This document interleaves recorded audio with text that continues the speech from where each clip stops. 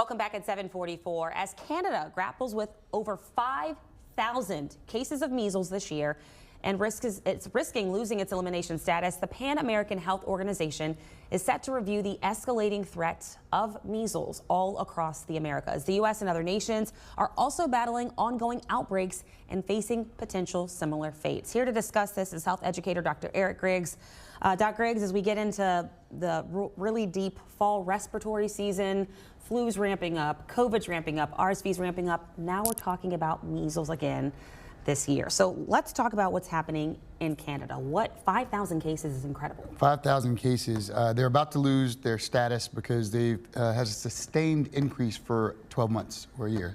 We run into the same issue potentially here in the United States. It's misinformation, it's disinformation, it's decreased vaccination rates, it's vaccine hesitancy that has been sustained since the COVID era. So it's also access to different communities. It's the same issues that we run into here, but it's more rampant this year. You know, we have pictures of measles here on the screen, Dr. Griggs, and of course I think a lot of people, not everyone, but there's still a good number of people in the population who think this is just a rash. And then once it goes away, once you survive it, it's all good and done. But there are two things about measles that I think we really need to discuss here. How highly contagious it is, and what can happen when the virus lays dormant in your system for a while and resurges a few years later, decades later. So let's start off with how contagious measles is compared to other viruses. So if there are 20 people in a room and one person is not, everyone's not vaccinated, one person has measles and sneezes, a minimum of 18 people in the room will be infected. Out of the 19 other people in the room? Out of the 19 other people in the room. And it lingers, if someone with measles sneezes, it lingers in the air for 2 hours. It's one of the most infectious viruses on the planet. And what about on surfaces? How long does it live on surfaces? It can live on surfaces for hours and hours. Wow.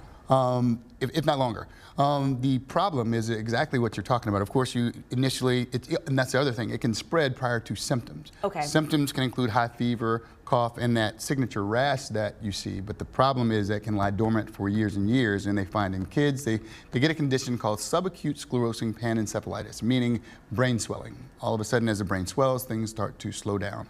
1 in 5 people that contract the measles, get infected with the measles, will be hospitalized. Will catch pneumonia. 1 in 1,000 will be hospitalized.